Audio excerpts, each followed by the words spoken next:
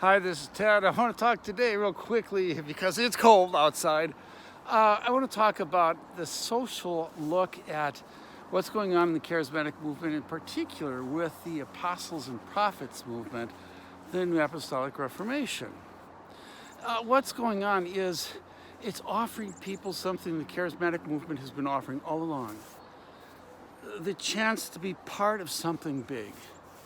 If you think about it, okay, we got a prophecy that's all the prophets are saying that we are on the verge of the biggest revival, bigger than Pentecost, bigger than Azusa Street, bigger than anything we've ever seen. So big, the world is going to take notice. The world will respond. It's that big. And they all believe we are on the verge, if not already entering into that. That's one of the reasons why they're so disappointed when Trump didn't make it, because part of this whole thinking is the fact that we have to take hold of 7 mountains, and one of those is the political mountain. And with Trump in there, we were taking the political mountain. Now it's gone, it's disappeared. And that's why many of them are still saying Trump will come back, all right? I'm going to predict something. He will not come back. Okay. Now, the what is so important, what's really helping these people to grow and to become so alive and everything, is that feeling like we are on the verge of something, because people want to feel part of something that's really important. And think about it from the prophets and the apostles' points of view. Not only are they in a movement that's incredibly important, I mean, this is huge, but they're also, they're the elite of the elite. Because the people following the prophets and the apostles, these are the people who are going to inherit this wonderful and help create this marvelous, huge future that the world they'll change the world as we know it.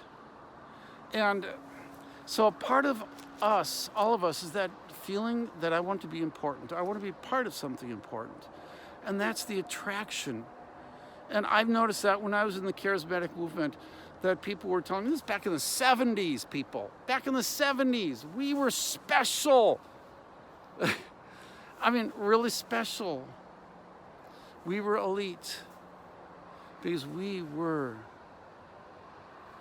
the most important movement of God.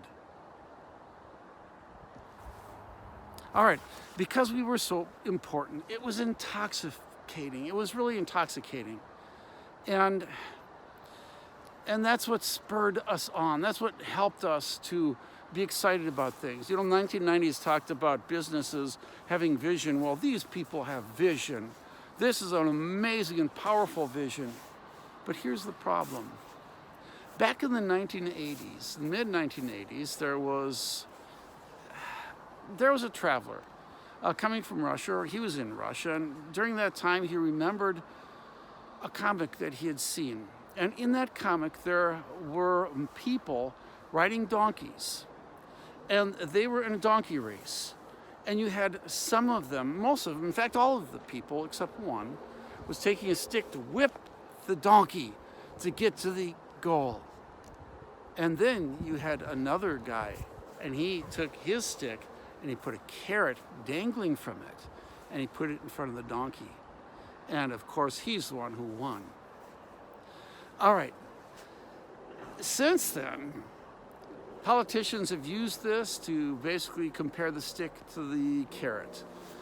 And I'm going to say that in the world of the New Apostolic Reformation, they will know what I'm talking about. They call elemental spirits, and they will have terms for territorial spirits and stuff. These are spirits that guide and rule over people. If there is a territorial spirit, like they say, if there are elemental spirits, like they say, as defined by the New Apostolic Reformation, then they've got one.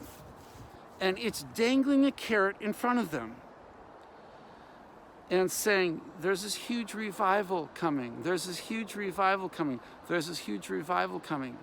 And that carrot, they never can quite reach. because that huge revival is never coming. But if you notice, dates keep on getting changed. Generation after generation, it's still the same thing. There's something special coming. Something special. And what happens when all you can do is dream about tomorrow? What about today? When Judgment Day comes, God is not going to be saying, what did you do about tomorrow? He's going to say, what did you do in the days that you lived on this earth? There's a certain very real and important part of being Christian, and that is living for God day by day, in the day, with whatever God gives you in that day. And I hope you guys have a really good day.